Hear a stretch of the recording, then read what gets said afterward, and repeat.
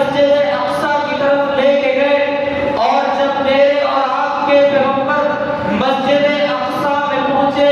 فلسطین کی سرزمین پر پہنچے، تو وہاں پر 1,24,000 کا مبیش پیغمبر علیہ الصلوۃ والسلام جمع ہیں، اور سارے کے سارے انبیاء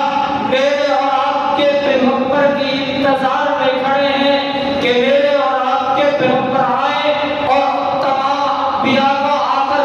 جماعت کرائیں۔ جب میرے اور آپ کے پیغمبر مسجد اقصی میں پہنچتے ہیں تو میرے اور آپ کے پیغمبر دیکھتے ہیں جناب آدم بھی موجود ہے، جناب نوح بھی موجود ہے، جناب ابراہیم بھی موجود ہے، جناب اسماعیل اور جناب عیسیٰ تک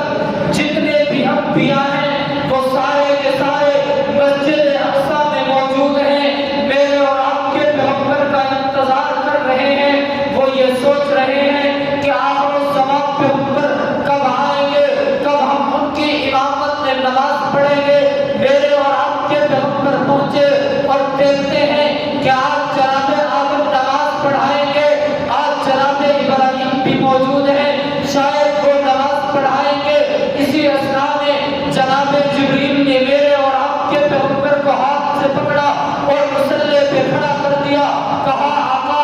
آپ آئے، آپ تو انبیاء کے بھی امام ہیں، آپ سرتاج الانبیاء ہیں، آپ تو تمام انبیاء کے بھی امام ہیں، یہاں کسی اور کی جرت نہیں ہے، یہ کسی کو مقام اور مرتبہ نہیں ملا جو مقام اللہ نے آپ کو دیا ہے۔ یہ مصلی اگر ہے تو یہ آپ کی امامت کا ہے، اگر آج امامت کرنی ہے ان انبیاء کی تو آپ ہی اس امامت کے لائق ہیں۔ میرے بھائیوں، اس مصلی پہ کھڑے ہو کر میرے اور آپ کے پیغمبر نے 1,24,000 کم و بیش انبیاء کو امامت کرائی، اور اس امامت کے بعد سفر آگے کا شروع ہوتا ہے۔ جناب جبریل علیہ السلام میرے اور آپ کے پیغمبر